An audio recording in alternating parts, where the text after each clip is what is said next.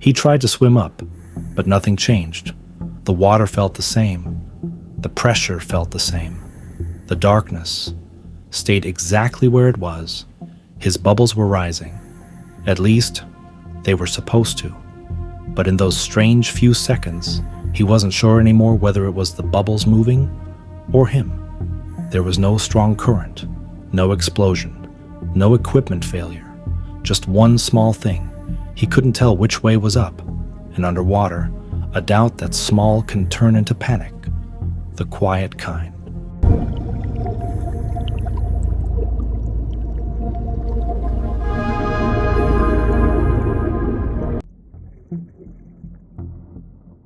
Underwater, your brain depends on reference points. On land, you always know where you are. The ground is below you. The sky is above you.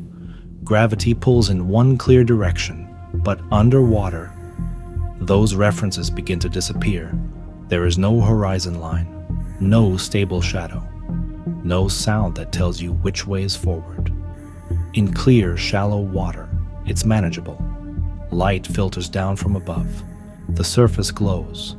Your body still feels oriented, but go deeper or enter darker water, and the world becomes uniform.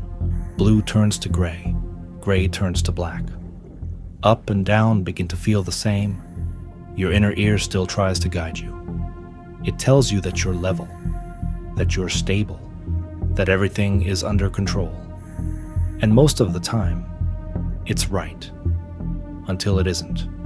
Because the human brain was never designed to navigate a world without a horizon.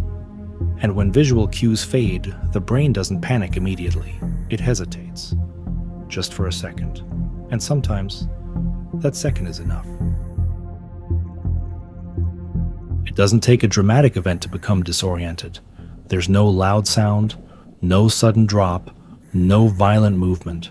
Sometimes it starts with something almost invisible, a slow turn of the body, a gentle roll while adjusting buoyancy, a small cloud of silt rising from a single fin kick.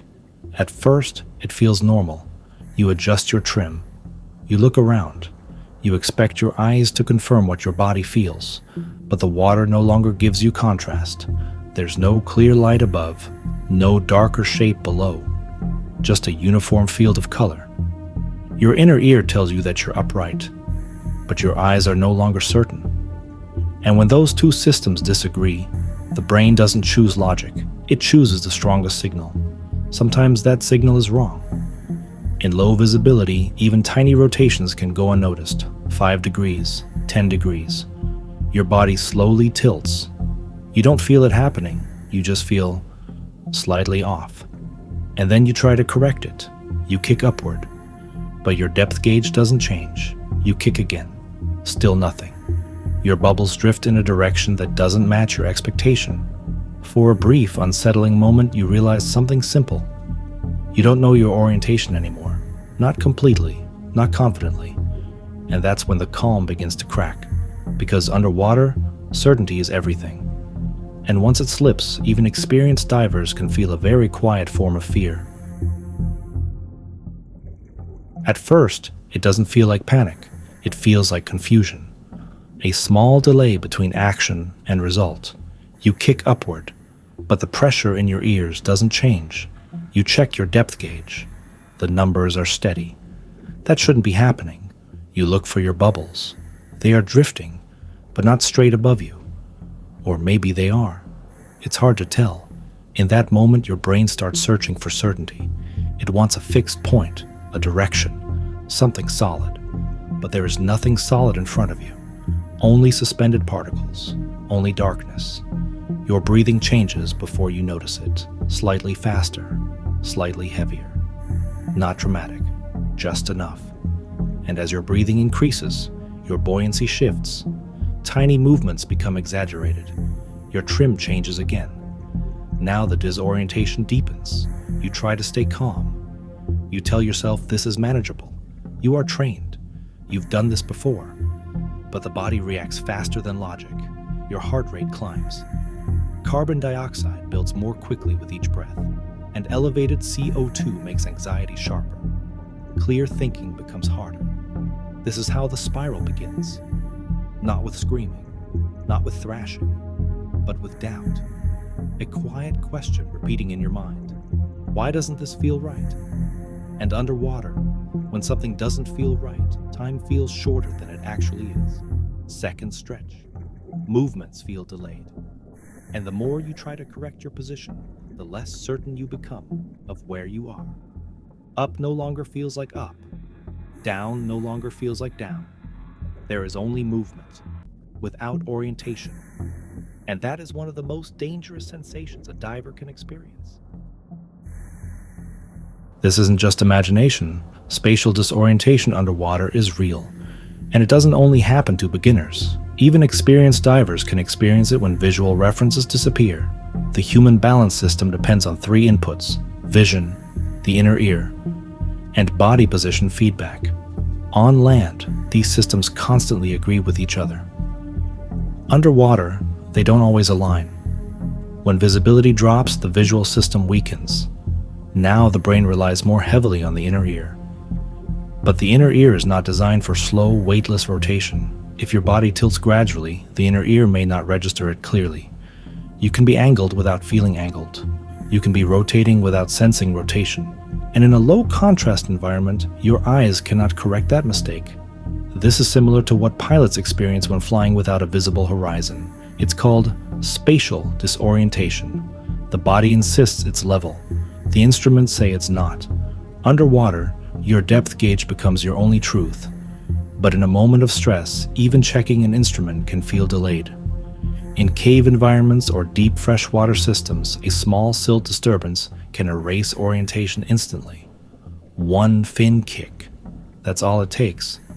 In several documented cave diving incidents in Florida, divers reported losing all visual reference within seconds. The guideline was still there. The exit was still there. But without clear orientation, finding that line became harder than expected. Some divers regained control. They stopped, focused on breathing, rechecked their instruments, reoriented slowly.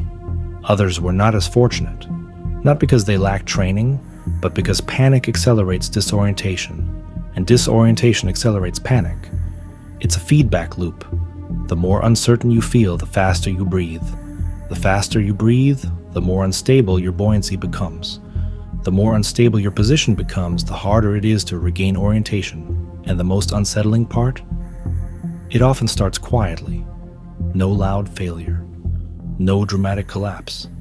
Just a brain trying to make sense of a world without up or down. Not every underwater accident begins with chaos. Some begin with silence, with a single moment of uncertainty. A diver who hesitates, a body that feels level, but isn't, a mind that trusts its senses, when it shouldn't. Spatial disorientation doesn't look dramatic from the outside. There are no warning alarms, no flashing signals, just a quiet loss of reference. And underwater, reference is everything. Because once you lose the sense of direction, you don't just lose orientation, you lose confidence. And when confidence cracks, panic doesn't explode.